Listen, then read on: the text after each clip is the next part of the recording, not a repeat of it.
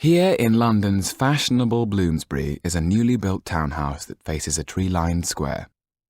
It is the home of Henry and Juliette Lackston. Henry Lackston could not be described as handsome. He had, though, an engaging face with undistinguished features made attractive by the fact that he was a rich banker who had the good fortune to be married to a beautiful woman. This morning he was to be found in his study. A letter from Charles Cordell had just been delivered. He read with increasing alarm that a boy called Jan Margoza was due at the Boar Inn, Fleet Street, at 3 o'clock that very afternoon, giving him no time to prepare for his arrival. He rang the bell and his valet entered. "Is my wife still in her boudoir?" "I believe so, sir." "And does she have any visitors with her?" "One, sir, Lady Faulkner." Henry Lackston smiled inwardly. He knew how bored his wife would be. Juliette Lackston was the younger sister of Isabelle Gautier, who had married the Marquis de Villeduval. Their father, a widower, was a wealthy bourgeois businessman, and the marriage was seen as beneficial to both sides.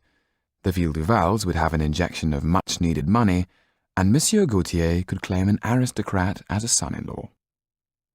Only Juliette had had any idea of the depths of Isabelle's misery, married to a much older man who cared only for himself. Then Isabelle was killed in an accident when a coach was overturned. The only survivor was 3-year-old Sido, whose leg had been badly broken.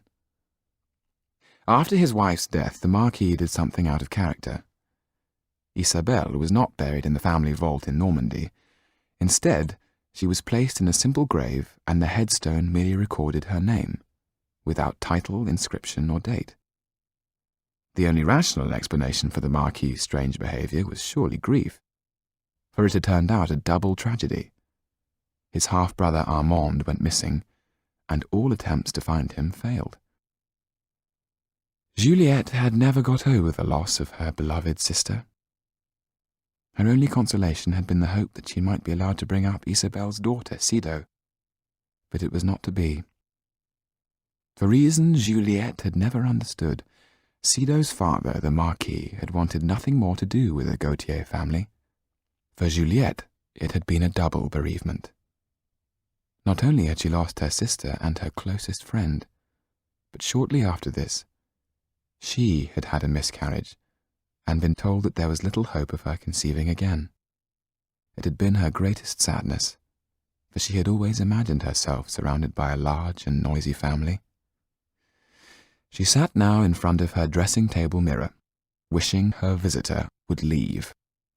Not for the first time, Lady Faulkner was giving Juliette the benefit of her advice. "My formula for looking perpetually young is to avoid laughter and excessive use of the facial muscles. Only by such a means can one hold back time's cruel hand." She was interrupted by a knock at the door. Juliette's face lit up with a charming smile when she saw her husband, while Lady Faulkner's remained mask-like and rigid. "I trust your family is well," said Henry Lackston with a bow. "Quite well," replied Lady Faulkner stiffly. "And does your son still spend all his time at the theatre, sporting with pretty actresses?" The question was designed to speed the guest's departure. Lady Faulkner's lips longed to purse themselves together in disgust, but lines must be avoided at all costs. "I have no idea what you mean, Mr. Lackston," she said, standing up and waving her fan vigorously. "Jack is at Oxford, where he is studying diligently. And now I must leave you. I have other calls to make, where I will, I know, be very welcome."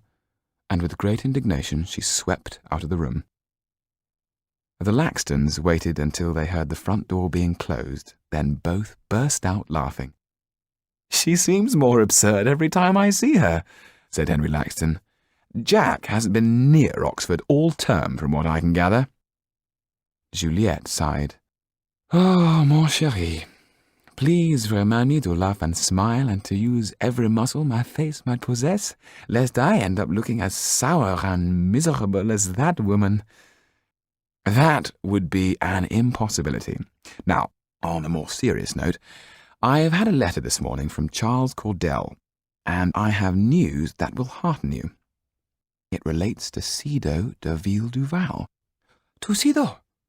What is it? Asked Juliet urgently. Tonight, you will meet someone who spoke to her only a few days ago. You're talking in riddles. Who is it? Cordell has asked if we would be willing to take in a boy for a few months. He's 14 years old, an orphan, brought up by a contact of Cordell's man in Paris, a man called Tetu. But what has this boy to do with Cido? Aha! Said Laxton. I am coming to that. Tetu and the boy are travelling entertainers. Travelling entertainers? What strange company Monsieur Cordell keeps, Juliet exclaimed. And a couple of days ago they were invited, with a magician called Topolan, to perform the bullet trick for which he was famous at a party the Marquis was giving. Count Kaliowski fired the pistol, and he shot the magician dead. But why? Why indeed? Tetu is certain that it was because both he and Topolan knew something about Kaliowski's past. Tetu is now terrified that the Count will come after him and the boy. And this boy met Cido? Oh, yes. And evidently she helped them escape. And what is the boy called? Jan Margoza. He hasn't had many advantages in life. Maybe we can help him, give him some education. There's no reason he cannot live on equal terms with us and learn to be a gentleman. Juliet's face lit up with excitement. This boy met Cido? He will live with us as part of the family. Henry Laxton came over and kissed the nape of his wife's very white neck.